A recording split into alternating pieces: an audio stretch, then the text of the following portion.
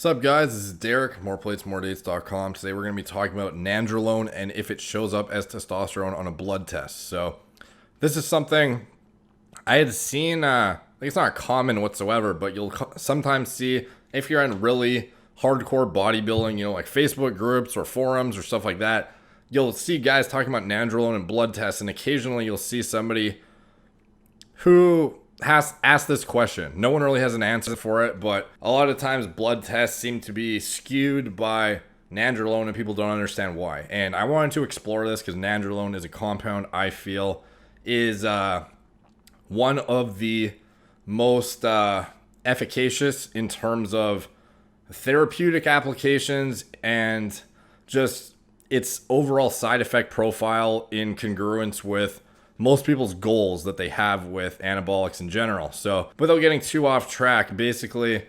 Nandrolone is something I wanted to explore as a potential hormone replacement therapy alternative.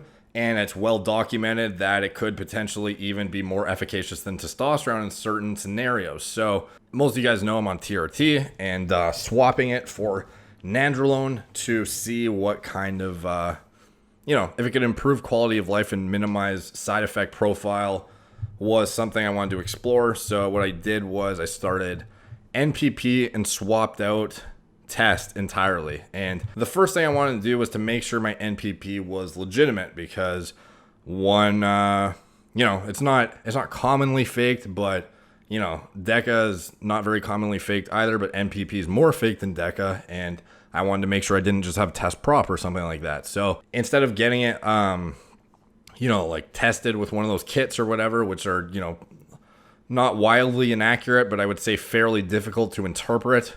They're not, super obvious with those colors to figure out what's what. You get a blood test done to, really see what's going on. So what a lot of people don't realize, and something I kind of figured was important, is the fact that Nandrolone is a bioidentical hormone. What a lot of guys don't realize is that your body naturally produces some Nandrolone, and no one really knows that. It's found in trace amounts in the human body, all but very minimal. There are even precautions in, certain, drug tests in professional sports that have to account for the small amount of Nandrolone that's going to be found naturally occurring in the body when they're trying to test for exogenous Nandrolone usage. So I believe this is what skews standard non-sensitive test results. So if you get a standard total testosterone test that checks your, let's just say it uses the standard, way of measurement, not a sensitive assay version. More specifically, I should say, the liquid chromatography with tandem mass spectrometry, also, abbreviated as LC-MS-MS. If you don't get that specific version done, your test is going to get skewed by Nandrolone. And I've seen this a handful of times now with guys who are on Nandrolone only, and their total test and free test comes back out of range. And the reason is that these low sensitivity tests literally pick up the nortestosterone, 19 nortestosterone, as normal testosterone. And it can't differ between the two. Even if it can, it registers it as test for whatever reason. Anyways, I don't know if it's just because it's, a derivative, or if it's because it's, the test just sucks. But it's obviously because the test isn't, specific enough.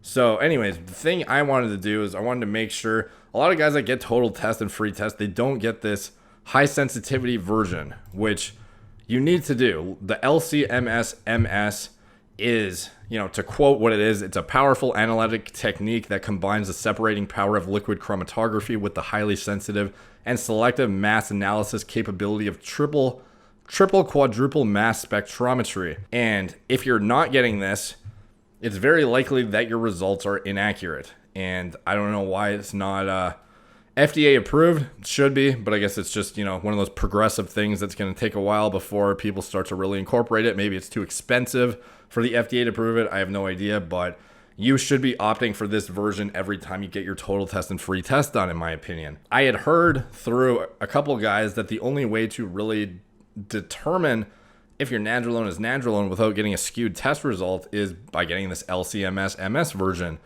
because otherwise you would get a standard one done and then you'd think your Nandrolone is just fake and is test because you'd get a high test reading.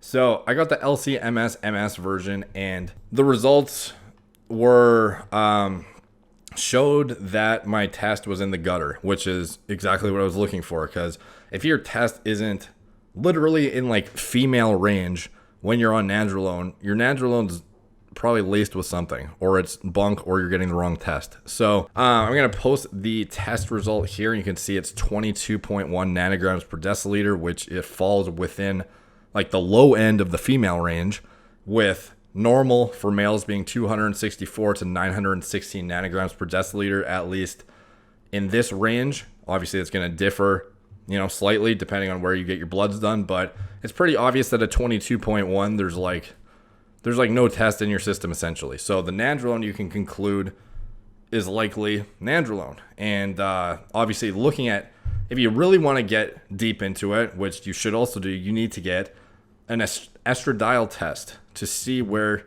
your estradiol is, because Nandrolone only aromatizes 20% as much as testosterone. So what you can expect with therapeutic amounts of Nandrolone is low estradiol levels. So to determine if you have legitimate Nandrolone, you also need to get an estradiol test. And the problem with the estradiol test is it's also not sensitive enough to detect estrogen correctly in males. So if you get the standard Roche ECLIA, which is an electrochemiluminescence immunoassay, might have pronounced that wrong, but if you get that version, which is what comes with your standard hormone profiles, you're going to get an inaccurate reading again. And I'm going to do a separate video on this, but basically in this same blood work, I had that standard, that standard amount just came with the hormone profile, so that's why I have it.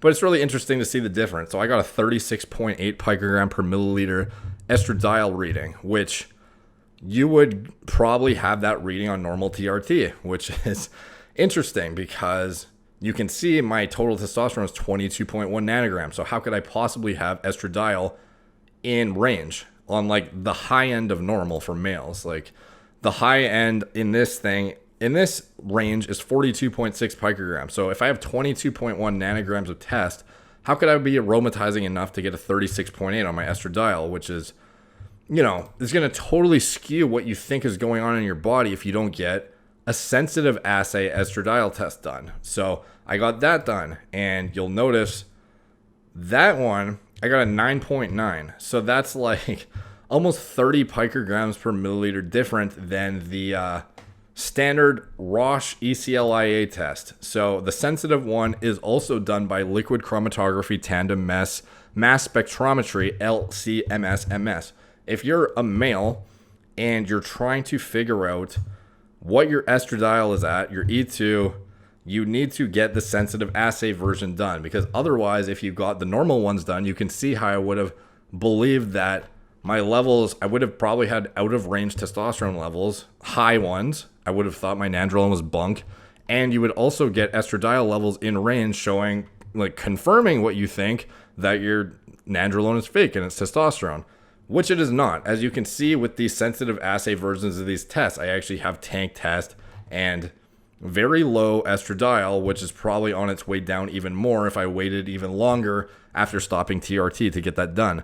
Because obviously to, really check if this Nandrolone is Nandrolone, I had to come off of TRT for a fairly long period of time to get it all out of my system. So I had, only 20% aromatization occurring, which is, right in line with this blood test that shows it's like on the borderline of low. And regardless if the male range is 8 to 35, like it says in this sensitive assay range, 9.9, again, test levels, the range, like, what a 265 test level is not the same as a 900. Like, the difference is massive between what those, what that's going to equate to in quality of life, muscle building potential, all the things associated with testosterone. Same goes for estrogen. If you have an estradiol level at 9.9, you're going to have dry joints. You're going to probably have, libido issues or ED. You're going to have, low estrogen issues, because the low end of the normal range is not necessarily healthy. It's just,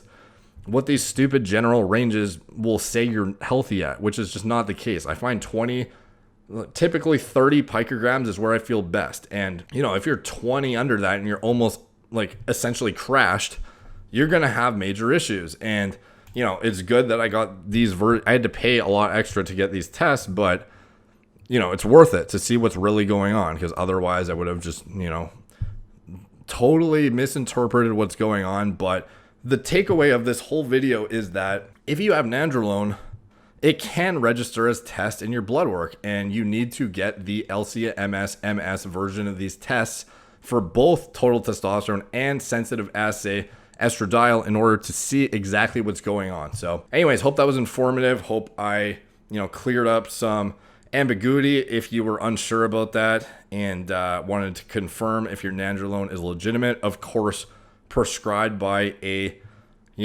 doctor only, which is, a thing in anti-aging clinics, and certain progressive doctors do prescribe Nandrolone. So this isn't, a YouTube unfriendly topic to talk about. So wanted to cover it so you guys who are prescribed Nandrolone legally can know exactly what's going on. Hopefully your pharmacy is compounding legitimate Nandrolone. But if you want to get a blood test done for whatever reason, then that's what you got to know. So thank you guys for watching. Please like, subscribe, comment, helps the algorithm. Appreciate it when you guys do and you push for it to get more views and whatnot. Please check out my Instagram.